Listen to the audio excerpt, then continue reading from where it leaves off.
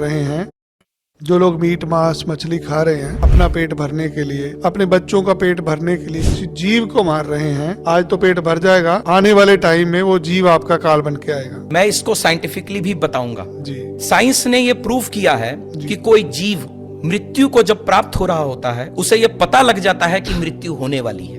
मैं किसकी बात कर रहा हूं? जिनको काटा जाता है। जी। उनके आंखों से अश्रु बह रहे हैं। सोच के देखिए उस जीव के अंतर आत्मा की आवाज क्या कहने की कोशिश कर रही होगी। और जब वो आंसू बहा रहे होते हैं उस वक्त जो सिचुएशन होगी उस जीव की अंतरात्मा की आवाज से जो ईश्वर तक पहुंचेगी, उसका रिजल्ट क्या मिलेगा? इतना भयंकर उसका रिजल्ट नीचे आएगा, वापस उसका पार नहीं पा सकते। इसीलिए उसके कष्ट आगे भागेंगे, आगे जन्मों जन्मांतर तक खत्म नहीं होने वाले।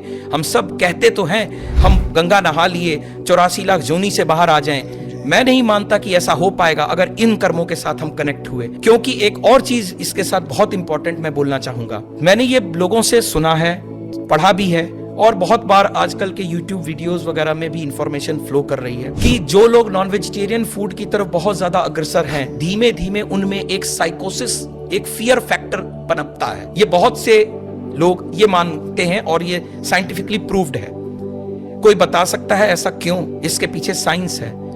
जिस वक्त वो जीव मृत्यु को प्राप्त हो रहा है वो डरा हुआ है, उसे पता है मेरी मृत्यु हो रही है। कितनी बार जीव को लाया जा रहा है, उसे घसीटा जा रहा है, और उस वक्त की पोजीशन में वो रोक रहा है अपने आप को, क्योंकि उसे पता है कि मैं मरने वाला हूं। अंतरात्मा से मरने की पता है उसे, और इस चलते उसके अंदर हार्मोन्स ऐसे चल रहे हैं जो उसको डरा रहे हैं। वो डर कहीं गया नहीं। ब्लड को तो खत्म कर देंगे, ब्लड तो आपने निकाल दिया, जीव मरा, ब्लड निकल गया, लेकिन उसके हार्मोन्स कहां गए?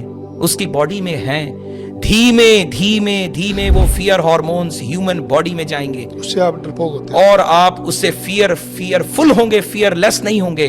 जितने धर्मार्थ लोग हैं वो फियरलेस रहते हैं, और इस तरफ के लोग फियरफुल रहते हैं। फर्क समझ में आ रहा है? वो जीव का फियर आगे तक पर्कुलेट करेगा।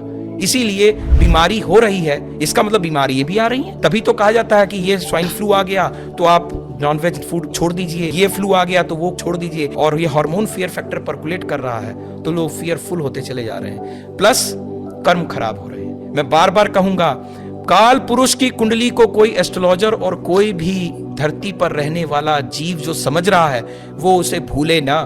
10वां घर कर्म का, 11वां घर प्राप्ति का, दोनों शनि के प्रभाव में है। कर्म बुरे करोगे, प्राप्तियां बुरी करोगे। शनि देव की समय जब आएगा तो उनकी मार से बचना असंभव ही असंभव।